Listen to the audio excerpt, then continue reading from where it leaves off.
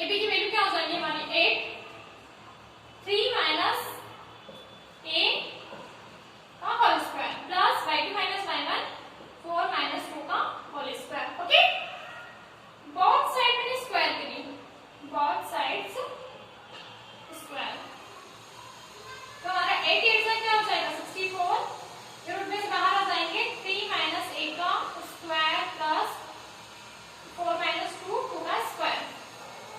Okay, तो 64 equal to 3 minus a square plus 2 टू ज़ा 4, 64 minus 4 equal to 3 minus a का square, 64 minus 4 60 equal to 3 minus a square 60। अब मैं ऐसा लिख सकती हूँ a प्लस a माइनस 3 का होल स्क्वायर। ओके, गो। ये हमारा हो जाएगा 60, इसको मैं इधर लिख देती हूँ a माइनस 3 इक्वल टू 60, तो a माइनस 3 इक्वल टू क्या हो जाएगा रूट 60। ओके, तो हमारा हो जाएगा रूट 60 की वैल्यू फाइंड कर लेते हैं, 2 3 जा 6, 2 1 जा 2 2 5 जा 10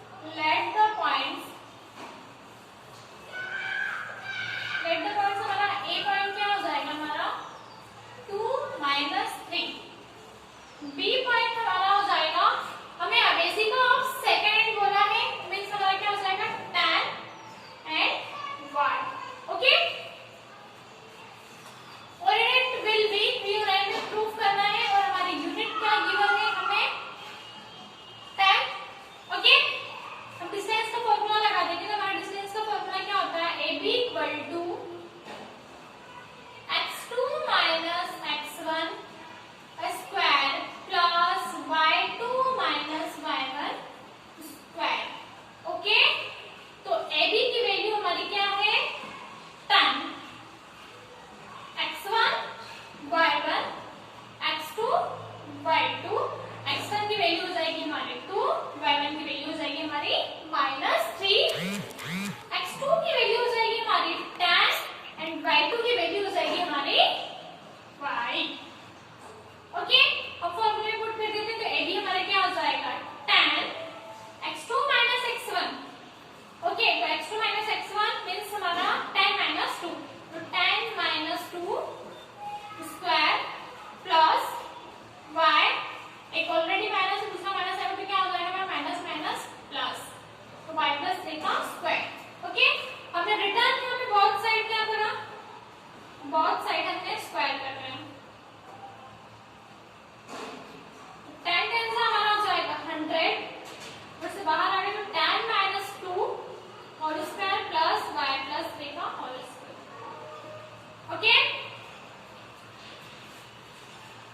100 10 माइनस 2 हमारा क्या हो जाएगा